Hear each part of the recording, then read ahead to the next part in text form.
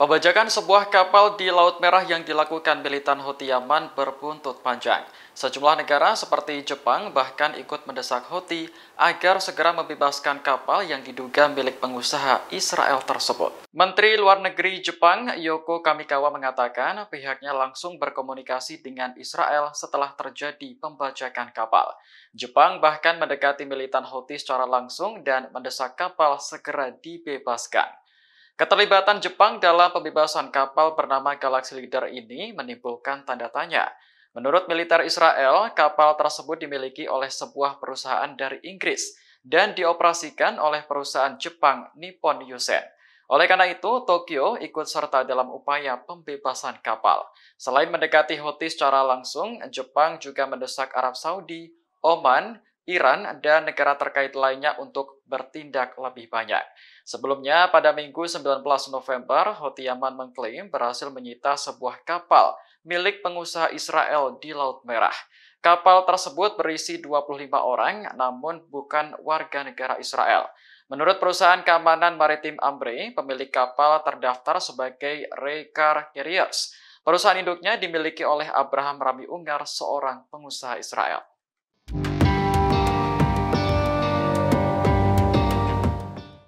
Militan Houthi Yaman mengklaim berhasil menyita sebuah kapal di Laut Merah milik seorang pengusaha Israel. Militer Israel telah mengonfirmasi kabar tersebut, namun membantah kapal yang disita berkaitan dengan negaranya. Lantas, siapa sosok pengusaha Israel yang dimaksud Houthi Yaman? Dalam keterangannya, militer Israel menyebut kapal Galaxy Leader adalah milik perusahaan Inggris dan dioperasikan oleh perusahaan Jepang. Namun, perusahaan keamanan maritim Ambre mengatakan bahwa pemilik grup pengangkut kendaraan terdaftar sebagai Raycar Carriers. Perusahaan induknya dimiliki oleh Abraham Rami Ungar, seorang pengusaha Israel. Dilansir Wion, Abraham adalah salah satu orang terkaya di Israel dengan total kekayaan bersih lebih dari 2 miliar dolar. Ia merupakan pengusaha pelayaran internasional dan salah satu importir kendaraan bermotor terbesar di negaranya. Abraham juga disebut memiliki sejarah hubungan dekat dengan politisi sayap kanan Israel. Sayangnya, pengusaha tersebut pernah terjerat 2 skandal politik besar di negaranya. Sebelumnya pada Minggu 19 November, Houthi Yaman mengklaim berhasil menyita kapal Galaxy Leader di Laut Merah. Kapal tersebut berisi 25 orang, namun bukan warga negara Israel.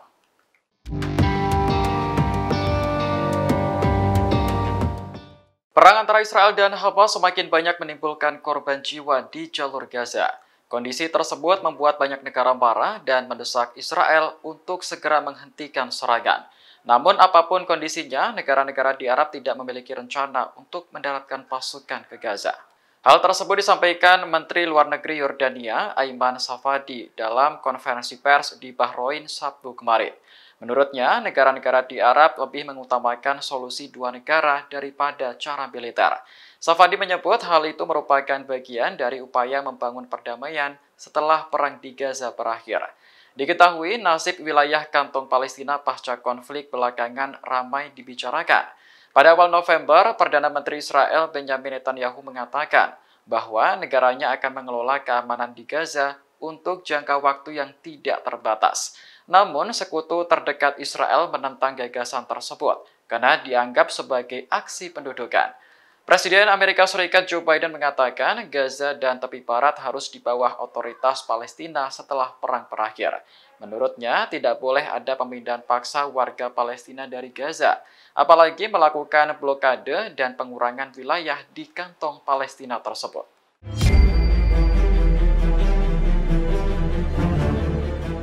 Serangan Israel terhadap Gaza masih berlanjut dan terus menelan korban jiwa.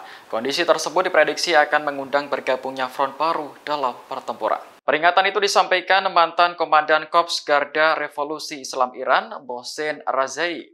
Menurutnya, Hamas tidak akan perang sendirian melawan pasukan Israel di Gaza. Mohsen menyebut akan lebih banyak front baru yang bergabung dengan Hamas dalam beberapa hari mendatang. Front yang dimaksud berasal dari tepi barat dan luar Palestina, seperti militan di Lebanon, Irak, dan juga Yaman. Mohsen menambahkan pasukan Israel yang menyusup ke Gaza menghadapi perlawanan tersembunyi.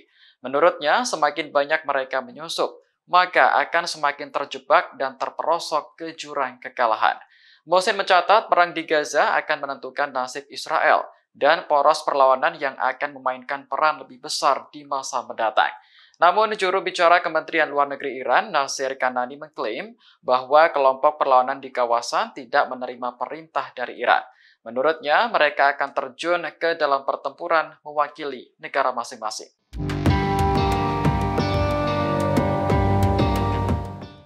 Pasukan Israel mengepung rumah sakit Indonesia di Gaza menggunakan sejumlah tank pada Senin 20 November. Mereka tak segan untuk menembak siapapun yang mencoba keluar dari area tersebut. Hal itu disampaikan seorang jurnalis yang berbasis di Gaza, Ismail Al-Gou, kepada Al Jazeera. Menurutnya, situasi di rumah sakit Indonesia saat ini benar-benar sangat mencekam. Sebab tank-tank Israel mengepung rumah sakit sementara di dalamnya penuh dengan orang. Ismail mengatakan rumah sakit Indonesia di Gaza menampung lebih dari 6.000 orang.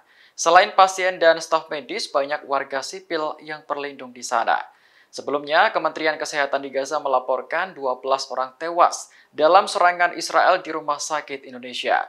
Israel menargetkan lokasi tersebut karena diyakini menjadi lokasi persembunyian Hamas. Namun, staf rumah sakit membantah tuduhan Israel dan mengatakan tidak ada militan bersenjata di sana. Serangan tersebut merupakan pelanggaran nyata terhadap hukum humaniter internasional. Menteri Luar Negeri Indonesia Retno Marsudi mengutuk serangan Israel terhadap rumah sakit Indonesia di Gaza. Diketahui serangan tersebut menewaskan sedikitnya 12 orang pada Senin 20 November. Berikut ini pernyataan lengkap dari Menlu Retno terkait rumah sakit Indonesia di Gaza. Indonesia mengutuk sekeras-kerasnya serangan Israel ke rumah sakit Indonesia di Gaza yang menewaskan sejumlah warga sipil. Serangan tersebut merupakan pelanggaran nyata terhadap hukum humaniter internasional. Semua negara, terutama yang memiliki hubungan dekat dengan Israel, harus menggunakan segala pengaruh dan kemampuannya untuk mendesak Israel menghentikan kekejamannya. Hingga saat ini, Kementerian Luar Negeri masih hilang kontak dengan 3 orang warga negara Indonesia yang menjadi relawan di Rumah Sakit Indonesia. Saya sendiri telah menghubungi UNRWA di Gaza untuk menanyakan situasi Rumah Sakit Indonesia dan memperoleh jawaban bahwa UNRWA juga tidak dapat melakukan kontak dengan siapapun di Rumah Sakit Indonesia saat ini. Saya juga sudah berusaha menghubungi WHO dan Palang Merah Internasional namun belum mendapatkan jawaban. Saya akan terus berusaha untuk menghubungi berbagai pihak guna memperoleh informasi terkait Rumah Sakit Indonesia dan keselamatan 3 warga negara Indonesia tersebut.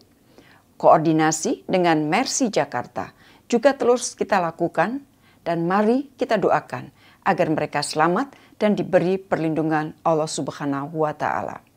Rekan-rekan yang saya hormati, saat ini saya sedang berada di Beijing RRT bersama dengan Menteri Luar Negeri Arab Saudi, Yordania, Mesir, Palestina, dan Sekjen OKI untuk menggalang dukungan, terutama negara-negara anggota tetap Dewan Keamanan PBB atau kita sering sebut P5, agar gencatan senjata dapat segera dilakukan dan bantuan kemanusiaan dapat juga dilakukan tanpa hambatan.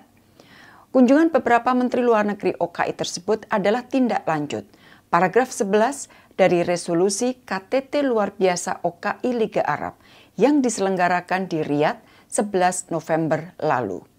Bulan ini, RRT memegang presidensi Dewan Keamanan PBB. Para Menteri Luar Negeri OKI mengharapkan agar RRT dapat mendukung upaya yang sedang dilakukan oleh para Menteri Luar Negeri OKI tersebut. Menurut rencana, akan dilakukan pertemuan pada tingkat Menteri Luar Negeri di Dewan Keamanan PBB untuk membahas kembali isu Gaza di bulan ini. Besok, para Menteri Luar Negeri OKI akan melanjutkan penggalangan dukungan ke Moskow.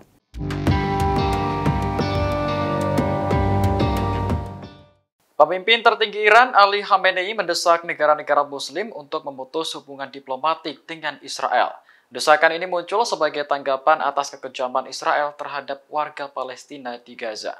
Dalam keterangan resminya, Ali meminta negara Muslim memutus hubungan dengan Israel untuk sementara waktu.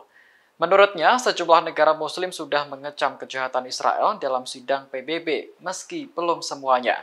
Oleh karena itu, Ali ingin kecaman itu juga diikuti dengan tindakan nyata. Sebelumnya, Ali juga meminta negara-negara Muslim untuk melakukan embargo minyak dan pangan terhadap Israel. Namun, seruan tersebut mendapat penolakan dari negara-negara Arab, di antaranya Arab Saudi, Mesir, Qatar, Bahrain, Uni Emirat Arab, dan Yordania. Menteri Investasi Arab Saudi, Khalid Al-Falih mengatakan pihaknya tidak akan melakukan embargo minyak untuk menekan Israel. Pihaknya lebih menekankan solusi untuk mewujudkan perdamaian antara Israel dan Palestina. Harus menggunakan segala pengaruh dan kemampuannya untuk mendesak Israel menghentikan kekejamannya. Menteri Luar Negeri Indonesia Retno Marsudi mendesak dunia untuk menekan Israel agar menghentikan serangan di Gaza. Desakan ini muncul setelah Israel menyerang rumah sakit Indonesia di Gaza hingga menewaskan 12 orang. Retno mengatakan bahwa Indonesia mengutuk keras serangan Israel terhadap rumah sakit Indonesia di Gaza. Menurutnya, serangan itu sudah jelas melanggar hukum kemanusiaan internasional. Retno lantas mendesak semua negara menggunakan pengaruh dan kemampuannya untuk menekan Israel agar berhenti menyerang Gaza, khususnya bagi negara yang memiliki hubungan dekat dengan Israel. Diketahui pasukan Israel memulai operasi terhadap rumah sakit Indonesia di Gaza pada Minggu malam. Israel menduga lokasi tersebut menjadi lokasi persembunyian Hamas. Namun, staf rumah sakit membantah tuduhan itu dan mengatakan tidak ada militan bersenjata di sana. Indonesia mengutuk sekeras-kerasnya serangan Israel ke rumah sakit Indonesia di Gaza yang menewaskan sejumlah warga sipil. Serangan tersebut merupakan pelanggaran nyata terhadap hukum humaniter internasional. Semua negara, terutama yang memiliki hubungan dekat dengan Israel, harus menggunakan segala pengaruh dan kemampuannya untuk mendesak Israel menghentikan kekejamannya. Download Tribun X sekarang, menghadirkan lokal menjadi Indonesia.